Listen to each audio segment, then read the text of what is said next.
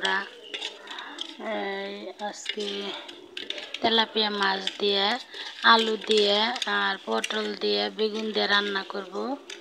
তে মাছগুলো মশলা দিয়ে ভালো করে মাখায়ে, লবণ মশলা সব কিছু দিয়ে ভালো করে মাখায়ে চুলাতে কড়াই বসাই দিছি। দিয়ে কড়াই তেল গরম হয়েছে, মাছগুলো দিয়ে দিলাম। দিয়ে মাছগুলো ভালো করে লাড়াচাড়া দিয়ে উল্টায় নেব। মাছগুলো ভাজা হয়ে গেছে। মাছগুলো আমি হালকা ভাজছি। তো আপুরা, তরকারির মাছ বেশি ভাজলে তরকারিটা বেশি মজা হয় না। এই জন্য তরকারি মাছ হালকা ভাজান লাগে। হালকা ভাজলে তরকারির মাছের একটা ঘ্রাণ থাকে। আমরা মানুষ সকালবেলা উঠেই তো প্রতিদিনের মতো পাগের ঘরে যাইতে হয়। তে মাছগুলো বাইজে আবার কড়াইতে তো আরেকটা কড়াই বসাই দিলাম। দিয়ে তেল দিয়ে দিলাম। তেলটা গরম হইতে পরে আমি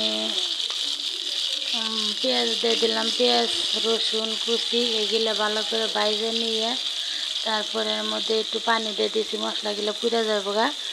পানি দিয়ে তারপরে আমি আস্তে আস্তে সবগুলো মশলা অ্যাড করে দিব।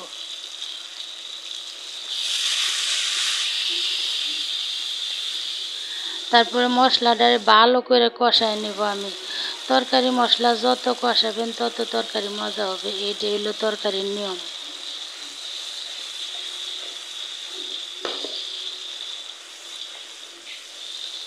দেখেন তো আমার কি সুন্দর হয়েছে না? এই যে তেল ছেড়ে দিছে।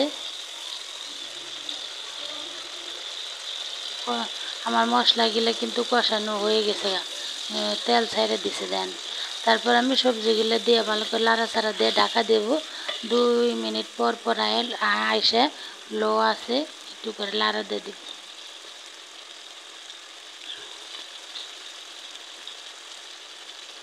চুলার আঁচ আমি লোতে রাখবো। কষানোর সময় সবসময় চুলার আঁচ লোতে থাকলে তরকারিটা কষানো ভালো হয়।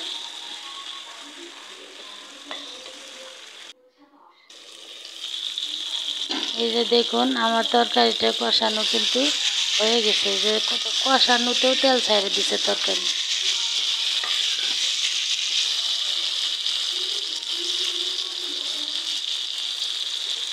এখন আমি মাছগুলো দিয়ে দিব।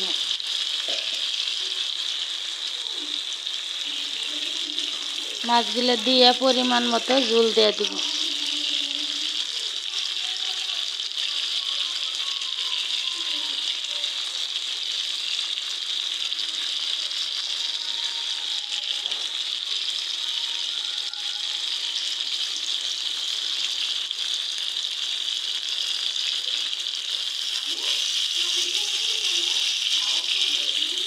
দিয়ে লাড়াচাড়া দিয়ে ঢাকা দিয়ে ঢাইকে দিব।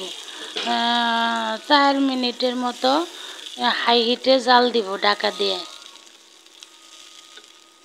চুলার আঁচ একটু বাড়ায় তারপর জাল দিব। দেখেন তরকারিটা প্রায় হয়ে গেছে আমার। তরকারি কালারটা সুন্দর হয়েছে। এই তরকারিটা খেতে অনেক মজা লাগবে।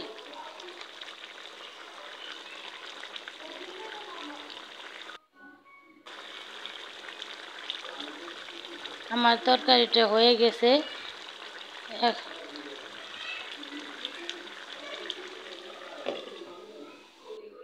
তরকারিটা হয়ে গেছে। এখন আমি এদিকে গুঁড়া মাছের চচ্চড়ি বানাবো। আজকে নদীর মাছ রাখছি 200 টাকা দিয়ে। 1/2 কেজি মাছ। নদীর মাছ তো অনেক দাম, আমার আপু ভাইয়ারা সবাই জানে। তো 200 টাকা দিয়ে 1/2 কেজি মাছ রাখছি। রাইখে বললাম যে আজকে তাজা তাজা মাছ ফ্রিজে রাখবো না। ফ্রিজে যেহেতু জায়গা নাই, এই কয়দিন ধরে প্রতিদিনে 100-200 টাকার গুঁড়া মাছ রাইখে নগদে এইভাবে খায় ফেলাই, কারণ ফ্রিজে রাখার জায়গা নাই। তারপর আজকে 200 টাকার মাছ রাখছি, অল্প কটা রাইখে দিয়েছিলাম ফ্রিজে, আর অল্প কটা আজকে রান্না করছি। হাতে মাখানো এরকমভাবে গুঁড়া মাছের চচ্চড়ি দিয়ে 2 প্লেট ভাত খাওয়া যাব। যারা না খাবেন তারাও এই চচ্চড়ি দিয়ে 2 প্লেট ভাত খাবেন, যারা গুঁড়া মাছ না খান। খুব মজা লাগে। সর্ষে তেল দিয়ে কাঁচামরিচ, পেঁয়াজ, রসুন কুচি করে দিয়ে হাতে মাখায়া সব ধরনের মশলা দিয়ে তারপর আবার লতি ভাজি করছি একটু। লতি ভাজিটা পুরাটা দেখানো হয় নাই, অল্প একটুই দেখাইছি। সবাই ভালো থাকবেন, যে যেখান থেকে আমার ভিডিওটা দেখেন।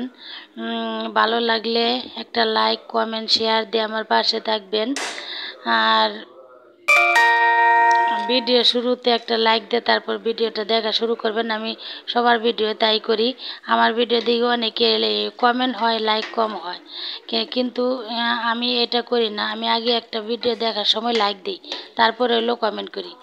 আমার গুঁড়া মাছের চচ্চড়িটা বসাই দিছি, এটাও হয়ে গেছে। এখন আমি পুরাটা দেখাইলে অনেকখানি ভিডিওটা অনেক বড় হয়ে যায়, এই কারণে আপনাদের পুরাটা ভিডিও আমি দেখাইতে পারি নাই। আর গুঁড়া মাছের রান্না হয়ে গেছে, এখন আমি লতি ভাজিটাও রান্না হয়ে যাবে। আল্লাহ হাফেজ।